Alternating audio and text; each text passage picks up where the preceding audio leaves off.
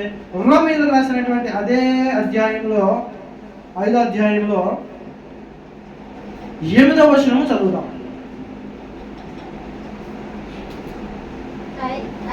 అయితే దేవుడు మన ఎడల తన ప్రేమను వెల్లడిపరచుచున్నాడు. ఎట్లనగా మనము ఇంకను పాపులమై ఉండగా క్రీస్తు మన కొరకు చనిపోయాను. హల్లెలూయా. ఫస్ట్ మనం ఎలా ఉన్నామంట? బలహీనులుగా ఉన్నామంట. బలహీనులుగా ఉన్నప్పుడు ఆయన ఎలా చనిపోయాడు? యుక్త వయసులో చనిపోయాడు. ఆయన మంచి యవన వయసులో ఏమయ్యాడంట? నీ కొరకు నా కొరకు చనిపోయాడు. కానీ మనం ఏం చేస్తున్నాము? ఆయన శిలువ యాగం చేస్తున్నాం, ఇక్కడ గోడ జరపండి నిద్రపోతున్నా. దేవుడి స్తోత్రం. గోడకి దూరంగా జరగండి, ఎందుకంటే ప్రతి గోడకి ఒక అపవాదం ఉంటుందంట. గోడకి జరపడానికి నిద్ర వచ్చేది ఆటోమేటిక్గా. గోడకి జరపడకుండా దూరంగా కూర్చుంటే నిద్ర రాదు. ఎందుకంటే ఎవరో ఒక దూరంలో ఉన్నారు అనుకోండి, ఏం చేస్తారు? మా ఊరు ఉన్నారులే అనేటువంటి ఉద్దేశంతో వీళ్ళు పనిచేయడం మానేస్తారు చాలా వరకు. అవునంటారు కదంటారు. గోడకి నిదర్శనం చెప్తున్నాను. ఇప్పుడు ఎవరైనా దొంగ ఉన్నారు అనుకోండి, ఒక కొడుక్కి తండ్రి దొంగ ఉన్నాడు అనుకో, మా నాన్న ఉన్నాడు అన్న ధైర్యం ఏం చేస్తాడు? సంపాదించడం మానేస్తాడు. అవునా? అదే తండ్రులు ఏం చేయాలా? ఒరే నీ మట్టుకు నువ్వు కష్టపడి పైకి ఎదగలరన్నాడు అనుకో, అప్పుడు ఏం చేస్తాడు? కష్టపడి పని చేయడం నేర్చుకుంటాడు. అందుకే తల్లిదండ్రులు కొడుకులు ఒక మాదిరి ఎదిగేంత వరకు ఉంచి తర్వాత ఏం చేయాలంటే యుక్త వయసు వచ్చిన తర్వాత వాడిని ఇంకా నేను ఉన్నాను, నా ఆస్తి ఉంది కదా అని చెప్పేసి ఏమాత్రము కూడా చెప్పకూడదు. ఇదిగో నేను ఎలాగైతే కష్టపడ్డా నువ్వు అలాగే కష్టపడి బ్రతుకు అని చెప్పాలి. అప్పుడు వాడికి ఏమవుతుందంటే ఒక వయసు వచ్చేటప్పటికి వాడు కష్టపడడం మొదలు పెడతాడు. అప్పుడు ఇంకొకరి మీద అనుకోవడం తగ్గించుకుంటాడు. హల్లెలూయా. ఇంకొకరి మీద అనుకుంటే బద్ధకస్తుడు అవుతాడు. అదే వాడు కష్టపడితే ప్రయోజకుడు అవుతాడు. కాబట్టి 15 ఒక 20 ఏట వచ్చేటప్పటికి ఏమవ్వాలంటే వాడికి వచ్చే పనికి వాడికి నేర్పించాలి. నా కొడుకు పని చేయడం ఏంటండి? నా కొడుకు కష్టపడడం ఏంటి? మా తాతను సంపాదించిన ఆస్తి మా నాన్నకు సంపాదించిన ఆస్తి బోర్డు ఉందంటే కనుక అదేమవుతుంది? వీడిని దరిద్రుడు చేస్తుంది. కానీ వాడికి కష్టపడే పని చేయడం నేర్పించామనుకోండి, అదేమవుతుంది అంటే కనుక వాడిని ప్రయోజకుని చేస్తుంది. హల్లెలూయా. అయితే ఇక వాక్యంలోకి వచ్చేద్దాం. ఏమైందంట? అయితే దేవుడు మన ఎడల తన ప్రేమను వెల్లడిపరచుచున్నాడు. ఎట్లనగా మనం ఇంకను పాపులమై ఉండగా. ఇందాక బలహీనమై ఉన్నప్పుడు దేవుడు ఏం చేశాడు? యుక్తకాలం ముందు తను మరణించి మనల్ని బలపరిచాడు. హల్లెలూయా. ఎలా బలపరిచాడు? తన రక్తంలో మనల్ని కడిగి శుద్ధి చేసి మనల్ని బలహీనులుగా ఉన్న మనల్ని ఇదిగో నీవు పరిశుద్ధుని రక్తంలో కడగబడ్డావు కాబట్టి ఇక నుంచి నీకున్న బాధలు ఏవైతే ఉన్నాయో అవన్నీ ఇక పోయాయి. ఏవైతే నువ్వు బలహీన పడేటువంటి మాటలు నిన్ను లోకంలో అంటున్నారో వారందరి మాటలు విడిచిపెట్టు. ఇదిగో నేను నిన్ను ప్రేమిస్తున్నాను, నీ కొరకు నేను శిలువ యాగం చేశానని చెప్పేసి ఆయన బలపరిచి బలహీన స్థితి నుంచి మనల్ని తప్పించి నీతిమంతుడిగా మనల్ని చేసి ఉన్నాడు. ఇక రెండవదిగా ఆయన మనల్ని ఏం చేస్తున్నాడంట? పాపము నుండి మనల్ని విడిపిస్తున్నాడు. హల్లెలూయా. నువ్వు నేను పాపం చేసే ఎప్పుడో పురాతన మన తరతరాల నుండి పాపములు చేస్తూ వస్తున్నారు మన పెద్దలు. హల్లెలూయా.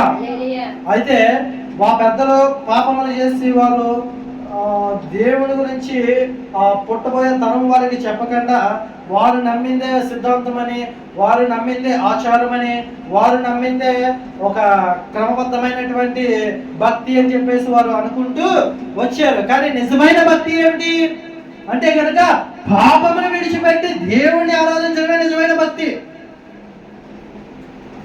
చాలా మంది భక్తి అంటే తెల్లసీర కట్టుకోవడము, లేకపోతే బొట్లు పెట్టుకోవడం మానేయడము, లేకపోతే బంగారం వేసుకోవడం మానేయడం అంటారు.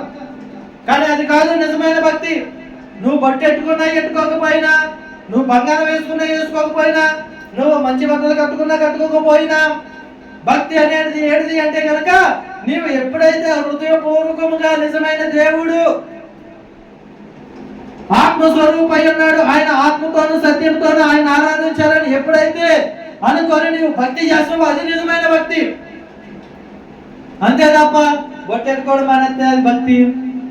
నువ్వు బొట్టెట్టుకోవాలంతా ఇప్పుడు బొట్టెట్టుకోకుండా ఉన్నావు అనుకోండి, పోనీ క్రైస్తవుడే నువ్వు బొట్టెట్టుకోలేదు, బొట్టెట్టుకోకపోతే నువ్వు చెడ్డ పనులు చేస్తూ నువ్వు క్రైస్తవుడువా? కాదు కదా. నువ్వు పాపం చేస్తే నువ్వు క్రైస్తవుడువా? కాదు కదా. ఏది పెట్టుకున్నా పెట్టుకోకపోయినా పాపాన్ని నువ్వు విడిచిపెడితే నువ్వు క్రైస్తవుడిగా మార్చబడతావు. హల్లెలూయా. బంగారం వేసుకున్నా వేసుకోకపోయినా నువ్వు క్రైస్తవుడు అనబడు. పాపాన్ని విడిచిపెడితే నువ్వు క్రైస్తవుడు అవుతావు. హల్లెలూయా. ఆ పాపాల నుంచి మనల్ని రక్షించడానికి క్రీస్తు లోకంలోనికి వచ్చి నీ కొరకు నా కొరకు చనిపోయి ఆయన రక్తంలో మనల్ని శుద్ధులుగా చేసి ఆ బాప్తిస్మము ద్వారా మనల్ని ఏం చేశాడంట? నీతిమంతులుగా మార్చాడు. హల్లెలూయా. ఇది రెండవది. మొట్టమొదటిది ఏంటిది అంటే కనుక మొట్టమొదటిది బలహీనులుగా ఉన్న వారిని బలపరిచి నీతిమంతులుగా చేశాడు. ఇక రెండవది పాపములో ఉన్న వారిని పాపము నుంచి విడిపించి నీతిమంతులుగా చేస్తాడు. హల్లెలూయా. ఇక మూడవది ఏమిటి అని అంటే కనుక ఎప్పుడైతే నీవు పాపాన్ని విడిచిపెడతావో అప్పుడు నీవు భక్తి పరురాలుగా మార్చబడతావు.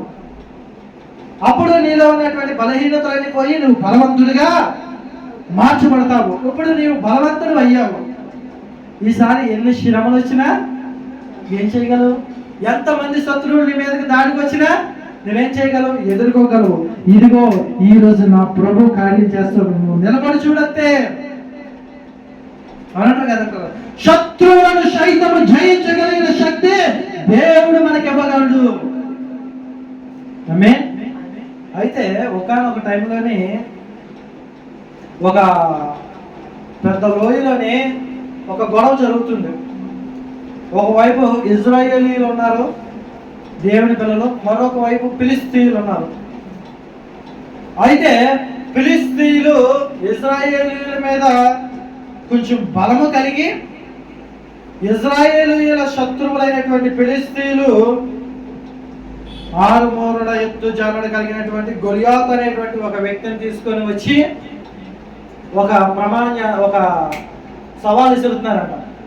ఏమని? ఇదిగో మా ఫిలిస్తీయుడైనటువంటి ఈ యొక్క గొలియాతుని మీలో ఎవరైనా చంపగలిగితే మీ రాజ్యములను, మీ రాజులను, మీ సైన్యములను మేము వదిలి విడిచి వెళ్ళిపోతాము అని చెప్పేసి గంభీరంగా చెప్తున్నారంట ఇశ్రాయేలీయులతో.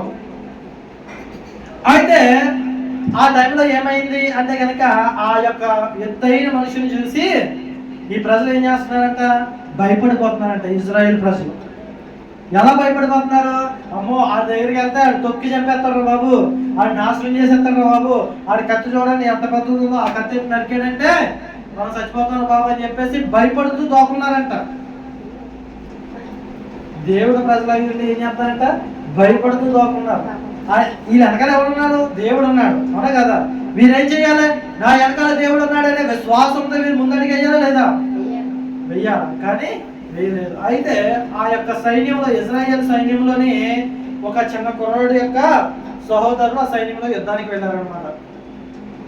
అయితే ఈ లోపల వాళ్ళ సహోదరులు అక్కడ ఉన్నారు కదా అని చెప్పేసి ఈ చిన్న కుర్రాడు వాళ్ళ నాన్నగారు ఏమన్నారంటే, ఓ అబ్బాయి మీ అన్ని వాళ్ళు అక్కడ యుద్ధంలో మరి యుద్ధం చేయడానికి వెళ్ళారు, ఫిలిస్తీన్ల మీద విజయం చేకూర్చడానికి వెళ్ళారు, వాళ్ళని చంపి వాళ్ళు అక్కడికి వస్తారు, ఈ 2 రోజులు వాళ్ళు అక్కడ ఉన్నారు కాబట్టి వాళ్ళకి తినడానికి నువ్వు ఏదైనా పట్టుకెళ్ళు అని చెప్పేసి ఆ చిన్న కుర్రాడిని పంపించారు. చిన్న కుర్రాడు అంటే మరి చిన్న కుర్రాడు కాదు, కానీ ఒక 20-22 సంవత్సరాలు ఉంటాయి కుర్రాడు. అయితే మీ సహోదరులు యుద్ధ భూమిలో ఉన్నారు, వారి కొరకు నువ్వు భోజనాన్ని తీసుకొని వెళ్ళు అన్నారంట. వెళ్ళాడు. అక్కడికి వెళ్ళిన తర్వాత వీళ్ళందరూ భయపడటం చూస్తాడంట. ఎవరు? ఈ కుర్రాడు. అనే ఏంటనే మీరు ఎలా భయపడుతున్నారు? అటువైపు ఉన్నదే ఫిలిస్తీయుడే కదా, వాడిని చూసి మీరు ఎందుకు భయపడుతున్నారు అని చెప్పేసి అన్నాడు. అరే వాడు చూసావా ఎంత ఎత్తున్నాడో, వాడు మన శత్రువురా, చాలా భయంకరమైనటువంటి మనిషిరా, వాడు క్రూరమైన మనిషి, చంపేస్తాడు రా అని చెప్పేసి అన్నాడు. అయితే ఈలోపు ఈ చిన్న కుర్రాడు అన్నాడంట, వాడేంటనియా, మన దేవుడు సైన్యములకు అధిపతి, హల్లెలూయా అని చెప్పేసి అన్నాడంట. అయితే ఈ లోపల ఏమవుతుంది, అక్కడ రాజు ప్రకటిస్తున్నాడంట, ఇదిగో ఇశ్రాయేలు ప్రజలారా, అక్కడ ఉన్నటువంటి ఆ ఫిలిస్తీయులను ఎవరైతే చంపుతారో వారికి నా రాజ్యమును నా యొక్క కుమార్తెనిచ్చి వివాహం చేస్తానని చెప్పేసి అన్నాడంట. అలాగనే వాడిని చూసి అమ్మో చచ్చిపోతామేమోనన్న భయంతో ఎవరు ముందుకెళ్తలేదు. ఈ లోపల ఈ కుర్రాడు ఏం చేశారు అంటే కనుక వెంటనే రాజుగారి దగ్గరికి వెళ్ళి, రాజా ఆ యొక్క ఫిలిష్తీయుని నేను అంతం చేస్తాను అన్నాడు. ఒరే నువ్వు ఎంత ఉన్నావురా గోల్కోడివి, నువ్వేం హాని చేస్తావురా అని చెప్పేసి అన్నాడు. ఈయన రాజా లేదు, వాడు నాకు చాలా చిన్నగా కనిపిస్తున్నాడు, నేను ఎంత వాడు నాకు ఎలా కనిపిస్తున్నాడంట, చాలా చిన్నగా కనిపిస్తున్నాడు అన్నాడంట. ఒరే ఆడి చిన్న కనపడ్డాడు బాబు, తాడి చెట్ల ఎంత ఎత్తున్నాడు, నువ్వు ఎంత ఒక్కడికి తొక్కేసి చంపేస్తాను నేను అన్నాడు రాజు. అనగానే రాజా సైన్యంలో అధిపతి యెహోవా నా వెనకాల ఉన్నాడు, సైన్యంలో అధిపతి యెహోవా నా వెనకాల ఉన్నాడు, యుద్ధం యెహోవాదే అని చెప్పేసి ఏం చేశాడంట, యుద్ధానికి వెళ్ళాడంట. యుద్ధానికి వెళ్ళాడు. ఏం పట్టుకొని అన్నారు యుద్ధానికి వెళ్ళినప్పుడు? వీడు కత్తులు డాల్ను ఎన్ని పట్టుకొని అన్నారా లేదా? అయితే అవి మోయడానికి కూడా వాడికి బలం లేదు. అయితే ఆడు అన్నాడంట, రాజుగారు ఈయన మొయ్యలేనండి, వీటి వల్ల ఇది మోస్తే నేను అంత బలం నా దగ్గర లేదండి అని చెప్పేసి అన్నాడంట. మరి ఎలా వెళ్తారా యుద్ధానికి అని అడిగాడంట రాజు అడిగాడంట. అడిగితేనే ఇదిగోండి రాజుగారు నా దగ్గర ఒడిసి ఉంది, ఒడిసి అంటే తెలుసు కదా మీకు, మనం కేటల బదులు అంటాం చూడండి, అలాంటిది పూర్వకాలం అనమాట. ఇన్నాళ్ళ వీళ్ళు సీడ్గా వేసేవారు కొబ్బరి తోటలు ఎలా పట్టుకొని కోరులు పట్టడానికి ఒడిసులు అంటే అవి. అయితేనే ఈ ఒడిసు ఉంది, ఈ ఒడిసు చాలండి అన్నాడంట. సరే నీ ఇష్టం, నువ్వు పో, నీ సాగు నువ్వు సహా అన్నట్టుగా నీ దేవుడే నీకు తోడున్నాడని చెప్పేసి పంపించాడు. పంపించిన తర్వాత ఈసారి శత్రువు వెళ్తున్నాడు అంటున్నాడు, ఈడు వెళ్తున్నాడు, గోధుడు వెళ్తున్నాడు. ఈసారి ఆయన ఎలా చదువుతున్నాడు, ఎలా చదువుతున్నాడు. ఈసారి శత్రువు పెద్దగా ఉన్నారు. హల్లెలూయా. శ్రమ అనేది ఎలా ఉందంట, పెద్దగా ఉంది, దాన్ని జయించలేమేమో. కానీ ఎప్పుడు జయించగలము? అక్కడ చాలా మంది ప్రజలు ఉన్నారు, అందరూ దేవుడు నమ్మిన వారే, వారికి కష్టాలు ఉన్నాయి. ఆ కష్టాలు తీరాలంటే ఆ యొక్క శత్రువుని ఎదిరించాలి. కానీ ఏం చేశాడు, ఎవరు కూడా దేవుడిని విశ్వసించలేదు. అందుకే నీ శ్రమలు ఇంకా పోవట్లేదు. నీకు ఎందుకు శ్రమలు అవుతున్నాయి అంటే నువ్వు ఇంకా దేవుడిని విశ్వసించలేదు కాబట్టి నీకు శ్రమ. కానీ ఈ గోధుడు ఏం చేశాడు, ఈ కుర్రాడు అంటే కనుక దేవుడి మీద ఆనుకున్నాడు. హల్లెలూయా. దేవుడిని విశ్వసించాడు. హల్లెలూయా. అంతే. ఎప్పుడైతే విశ్వసించాడో మరుక్షణం ఆ లోయలోనికి వెళ్ళి ఇక యుద్ధం ప్రారంభించాడు. గొలియాతు కత్తులు పట్టుకొని పరిగెట్టుకుంటూ వస్తున్నాడు, బల్లు పట్టుకొని దాలు పెట్టుకొని పరిగెట్టుకుంటూ వస్తున్నాడు. ఇక ఈ యొక్క కుర్రాడు ఏం చేశాడంట, అక్కడ ఉన్నటువంటి ఒక 5 రాళ్ళను ఏరుకున్నాడంట. 5 రాళ్ళను ఏరుకున్నాడు. ఏరుకొని ఏం చేశాడంట అంటే కనుక ఆ రాళ్ళను ఒక రాయి ఏరుకొని ఆ డాలులో ఆ యొక్క ఒడిసిలో పెట్టుకొని గిర్ర గిర్ర గిర్ర తిప్పి యేసు రక్తమే చేయమని చెప్పేసి కొట్టాడట. సైన్యములకు అధిపతి యెహోవాయే నాకు తోడని కొట్టాడట. యుద్ధం యెహోవాదే అని చెప్పేసి కొట్టాడట. అంతే. ఒక్క రాయితో గొలియాతు ఏమయ్యాడు, కింద పడిపోయాడు. వెంటనే వెళ్ళి ఏం చేశాడు, అతని దగ్గర ఉన్న కత్తితోనే అతన్ని తల నరికేశాడు. ఆ గోధుమ పేరు ఏం పేరు తెలుసండి, ఆయనే దావీదు. హల్లెలూయా. మన కీర్తన గ్రంథంలో సకాలి సగం కీర్తనలో పైగానే రచించినటువంటి గొప్ప వ్యక్తి దావీదు. ఆయన ఒక ప్రవక్త, ఆయన దేవునికి హృదయానుసారుడు. ఎందుకు హృదయానుసారుడు అయ్యాడు అంటే ఇదిగో అతను దేవుడి యందు భయభక్తులు కనపరిచిన వాడు. నీతిమంతుడైన దేవుడు ఈయన ఏం చేస్తాడంట, బలపరిచాడు. హల్లెలూయా. బలహీన సమయంలో దేవుడు అతను ఏం చేశాడు, బలపరిచాడు. తన పాపములన్నీ తను ఒప్పుకొని దేవుని దగ్గర తను నీతిమంతుడిగా ఎంచబడ్డాడు. అంతే. ఇంకా శత్రువులకు సైతము దేవుడు ఏం చేశాడంట, పారవేసినట్టుగా చేశాడు. హల్లెలూయా. అయితే చూడండి రోమీయులకు రాసిన పత్రిక అదే 5వ అధ్యాయంలో 10వ వచనంలో ఉంటుంది చూడండి.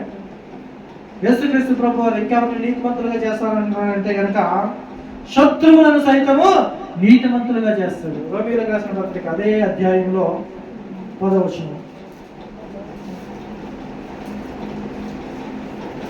5వ అధ్యాయము 10వ వచనం.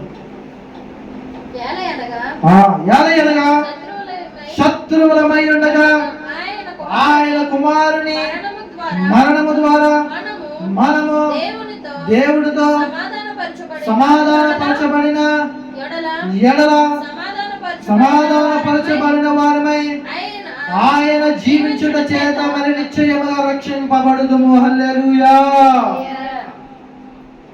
దేవుడు యేసుక్రీస్తు ప్రభు వారికి ఎంతమంది విరోధులు ఉన్నారు, వారందరూ చాలా మంది కాలంలో మనం చూసినట్లయితే బైబిల్ను చింపేసి కాల్చేసినటువంటి మందిరాలు కూల్చినటువంటి వ్యక్తులు ఎవరైతే ఉన్నారో వారిని సైతం దేవుడు ఏం చేశాడంట, తన నీతి ద్వారా, తన కృప ద్వారా వారిని నీతిమంతులుగా చేసి ఉన్నాడు. హల్లెలూయా. మనం చాలా మంది సాక్ష్యాలు వింటే, నేను బైబిల్ చింపేశానండి, దేవునికి శత్రువులుగా ఉండేవారు వారందరూ, కానీ వారు ఏం చేయబడ్డారంట, ఈరోజు నీతిమంతులుగా మార్చబడ్డారు. మన దేవుడు ఎవరు అంటే కనుక బలహీనులను బలపరిచి నీతిమంతులు మార్చగలిగిన దేవుడు మన దేవుడు. హల్లెలూయా. పాపులను సైతం పాపము నుండి విడిపించి నీతిమంతులుగా చేయగలిగిన దేవుడు మన దేవుడు. ఆయన నీతిమంతులైన నజరేయుడైన యేసు. హల్లెలూయా. అంతేకాదు శత్రువులను సైతము మిత్రులుగా చేసి నీతిమంతులుగా చేయగలిగిన దేవుడు మన దేవుడు. హల్లెలూయా. కాబట్టి ఈరోజు ఆ నీతిమంతుడైన దేవుడి ఉద్దేశం ప్రకారం మనం జీవిస్తున్నామా లేదా? ఇదిగో ఇంతవరకు నువ్వు బలహీనుడిగా ఉన్నావేమో, ఇదిగో దేవుడు బలపరుస్తానని వాగ్దానం చేస్తున్నాడు. ఇదిగో నువ్వు ఇంకా పాపంలో ఉన్నావేమో, దేవుడు తెలిసి కూడా నువ్వు పాపంలో ఉన్నావేమో, ఆ పాపము నుంచి విడిపించి నేను నీతిమంతుడిగా చేస్తానంటున్నాడు. ఈరోజు నీవు తీర్మానం తీసుకోగలిగితే నీ శత్రువులను సైతం దేవుడు నిన్ను ప్రేమించేవాడిగా చేస్తాడు. నీ శత్రువులను సైతం నీతిమంతులుగా చేస్తానంటున్నాడు. నువ్వు బలహీనంగా ఉంటే బలపరుస్తానంటున్నాడు. నువ్వు పాపిగా ఉంటే పాపం నుంచి విడిపిస్తానంటున్నాడు. ఇదిగో దేవుడికి విరుద్ధమైన పనులు చేస్తూ దేవుడికి విరుద్ధంగా ఉంటే కనుక దేవుడు వాటన్నింటి నుంచి తప్పించి నిన్ను ఇదిగో నీతిమంతుడైన దేవుడు నీతిమంతుడిగా నన్ను చేస్తానంటున్నాడు. కాబట్టి మనందరం కూడా ఒక విన్నపం చేసుకుందాం ప్రభు దగ్గర. ఇదిగో అన్నయ్య, నేను ఈరోజు పాపిగా ఉన్నానయ్యా అని చెప్పేసి ప్రభు దగ్గర ఒప్పుకొని పశ్చాత్తాపడి మనందరము కూడా ఆయన బిడ్డలుగా మార్చబడదాము. ప్రభు